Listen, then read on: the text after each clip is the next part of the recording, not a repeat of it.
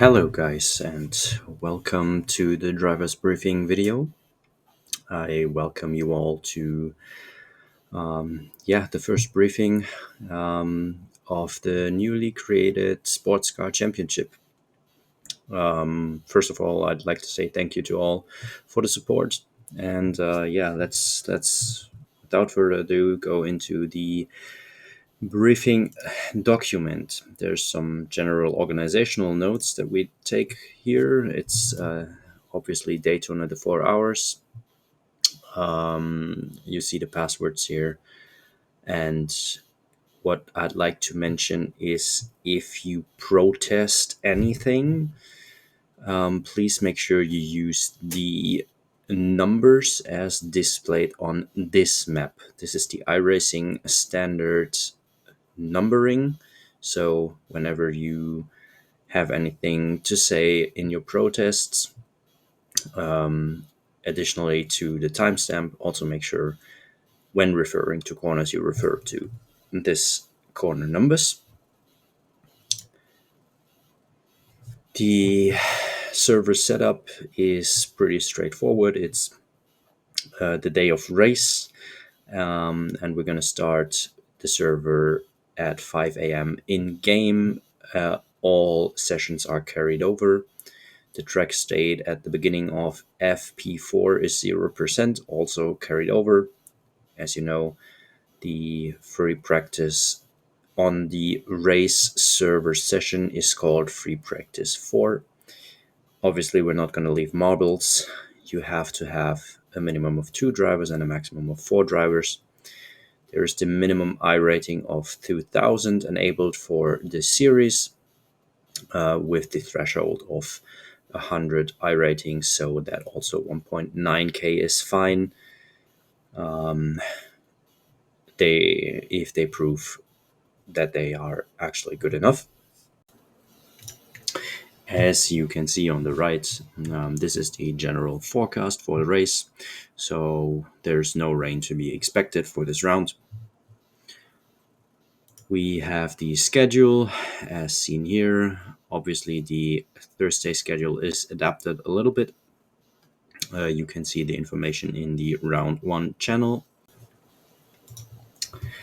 And for the race day schedule, what we're going to do is we are going through the free practice session 4. Then afterwards we have the driver briefing, and any time that we are not going to use in the driver's briefing document is going to be used for additional practice time. Remember, the driver's briefing in this round actually is happening 15 minutes earlier, which wasn't adapted in this document. The reason for that is it's the first briefing document, and this is probably going to take a little bit longer than the other ones because we're going through the safety car procedure later. So we have an additional of 15 minutes for that. When the session goes into the qualification session, GT3AMs may start with the session starts, so to say. They don't need any other notification. And once there is the checkout flag for GT3AM, GT3 Pro may line up at the end of the pit lane. We're going to count down 10 seconds before green flag for GT3 Pro. We're also going to count down 10 seconds before LMP3 and LMP2, obviously. And the same rule applies that each next class is allowed to line up at the end of the pit lane if the checkout flag from the previous class dropped.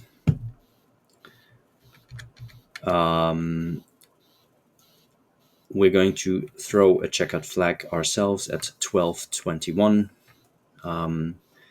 Cars out on track may finish their laps, and then afterwards we are going to skip towards the warm-up session, or we leave it open.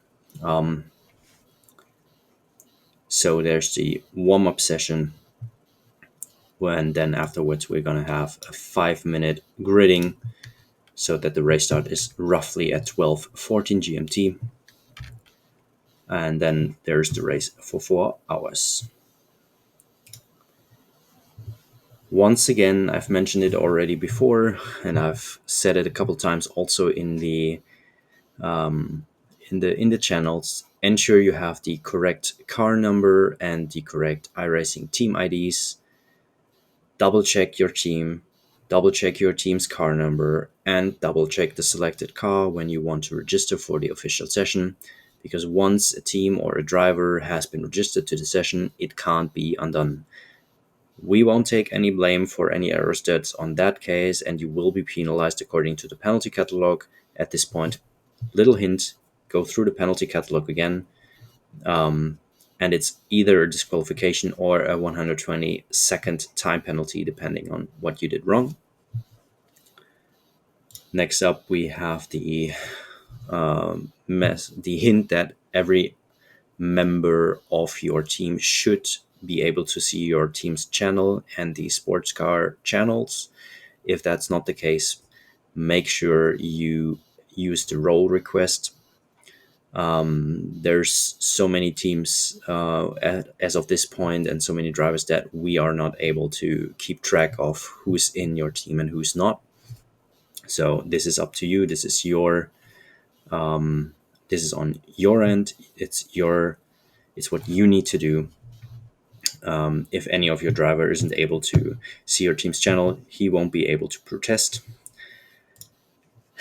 which is the next thing that we're going through. We have the race control bot, and it's very important you understand how the bot works. So if you don't know, use the /help from the race control bot, and it will pop up all the commands that you're able to do with the add driver, remove driver, and stuff. But the most important for races, the 3 most important commands for the races are protest, RC, and tow. First off, we're only going to accept protests that are submitted with the /protest command. So any other protest, be it in a DM or whatever, we won't be able to see that. We are not going to look at DMs. Use the command, it's the /protest or the /RC if you want to message us on certain things. For example, if you see in the race control decision sheet that there is a protest ongoing against you and it's currently reviewed, then feel free to shoot us your opinion on that with the /RC command, please. Make sure you enter your incident number there as well as of the race control decision sheet. Once again, you're not allowed to tow on your own. If you have damage and you can't make it back to the pits, you have to use the /tow command. There's only one exception. That is if you are in a dangerous position. As soon as you're standing in the middle of the road in a dead corner, let's say after turn 1 at Daytona, you're standing in the middle of the road, then of course we want you to tow immediately. In any other case, it's not allowed for you to tow. We are going to go and throw a caution when you are not able to make it back to the pit road in a safe manner, or if you're not on a cutout area in the barriers, and you can't move forward, then we're going to throw a caution. So whenever that's the case, use the /tow command. Here is how the protest works in the race control bot. It's pretty straightforward. You have to enter your car number, the car number of the opponent car. Use the iRacing current time that is right here. You can see it if you click on the replay stuff. Then you can see the current time. That is the timestamp that we're going to refer to. If you go to the accusations, there's going to pop up this list, which you just click one of that, and then there's one more field for description if you need that. Rules and regulations. Remember that the drivers, the general sporting regulations are in place, and the series regulations, obviously, make sure you've read through them. Also, the driving standards, make sure you've read through the driving standards guideline to ensure you understand how Sim Racing Republic is issuing incidents. Penalties are going to be handed out as black flags, and it is of the team's responsibility, and this is a very big and important point here. It's of the team's responsibility to check for the correct setup black box when you're entering a pit to serve the penalty. Why do we say that? If you do not uncheck every pit stop related mark in a corresponding black box, be it tires, be it windshield, be it fuel, whatever it is, iRacing is assuming you want to do a pit stop at the same time, and therefore it's adding the pit lane travel as an additional time to the penalty handed out. Let's say you get a 10-second time penalty from us. You're going to get a black flag with the 10-second time penalty, and you forget to uncheck all the black boxes. What is going to happen is that iRacing, I think it's 27 seconds, but I'm not 100% sure, but it's going to add that time for the lane travel time on top of that 10 seconds. So at the end of the day, you're going to have to serve 37 seconds. There's nothing we can do about it. So, and we won't take any blame on that. If you mess up that when you have a black flag, because we're using the iRacing black flags, and if you don't set up the pit stop related black boxes correctly, that is on your end. It's nothing we can do about it. It's out of our control.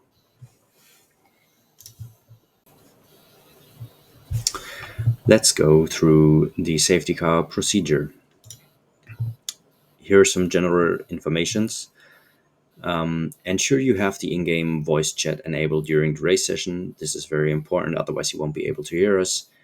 As we do have an actual DEF team on the grid, we're also going to throw in-game messages, but however, it's still better if you have the in-game voice chat enabled. In general, there's no overtaking without instructions to do so. So you ignore iRacing if not we said otherwise. For example, there's going to happen wave buys at some point. We're going to announce, we're going to start issuing the wave buys. Obviously, if you get a notification from iRacing, then of course you do take that wave buy and you follow iRacing instructions then.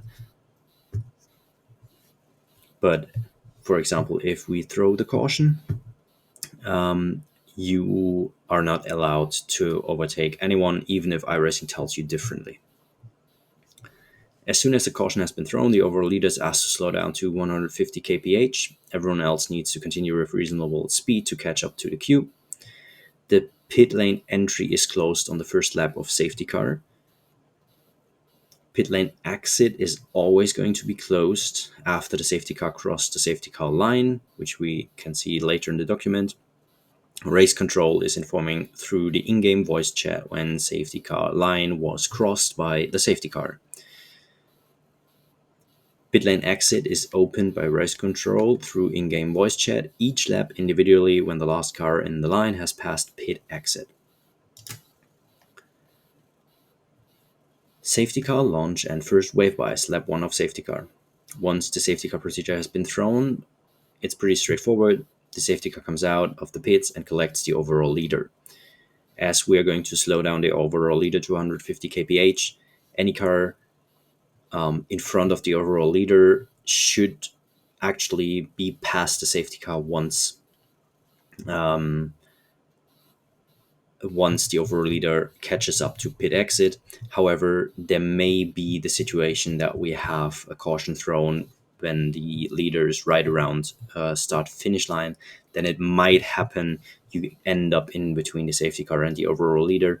iRacing is going to be issuing wave buys in that case automatically, and of course you do take them. If you're in front of the overall leader and in between the safety car, when the caution has been thrown, you go around the safety car.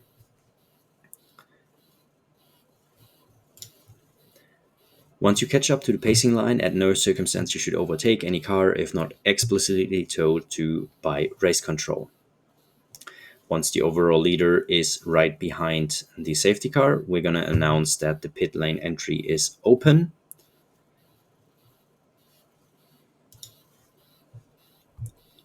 Then we wait what happens and who's going to pit and who's not going to pit. And then afterwards, we're going to catch the overall leader again in the first place. Then we're going to fetch the LMP3s. Then we're going to fetch GT3 Pro and GT3AM. However, GT3 Pro and GT3AM stick with one class. The only thing that we're going to do is we're going to wave by every GT3 Pro and every GT3 AM as well. That is in between the safety car and each class's leader. You can see it in the example below. The LMP3 leader is behind a lapped LMP3 car, so obviously the lapped LMP3 car is going to get a wave by. Once the pacing line is sorted and all leaders of each class are the first cars within the queue, we're going to announce 1 to green, and then we're going to go back green. Back to some race specific informations. At the start, LMP2 and LMP3 form a starting group, while GT3 Pro and AM form another starting group. The GT starting group, which we named starting group B, is to leave 4 to 8 seconds gap towards starting group A. And if the starting group B pole sitters grid on the wrong side, race control is going to inform over the race control channel that you guys have to switch sides. You are to ignore iRacing green lights, as each group is only allowed to go in the designated area seen on the next page. Just a quick reminder that for the LMP starting group, it is fair if the LMP3 leader leaves a 1 to 2 second gap towards the LMP2s, but it shouldn't be more than that. This is going to be the starting zone. At Daytona, it's pretty straightforward. It's exactly the Geico starting zone that NASCAR uses, or that basically every race uses. That's where the starting zone is. When you are traveling down pit lane, you are to use the right-hand side of the pit lane. It's marked in the red area. You have 5 seconds to move from that area over to your pit lane and back to that. It's 5 seconds each time. And it's illegal to circumvent the pit speed limiter. You have to use the pit speed limiter. You may not shift up and down and all that bullshit. It's prohibited in this series. If you do that, you will get a penalty. You can see the safety car line here. It's right where the purple line is. At that point, we are going to announce pit exit is closed, and you may not pass the green cones. One thing from my side here as well is if we form up the pacing line, it's to form up on the side of the pit road, so it's the left side on this race. Some general information on the track limits. iRacing is automatically handing time penalties when exceeding track limits. We've set this up so the first penalty is going to be issued at 50x, and every next penalty is issued each another 25x's. This includes 4x's. You can see the BOP here yourself. This may still change during the free practice sessions depending on how we see it fit. And that's basically it. Thanks for your attention. I wish you good luck for the race.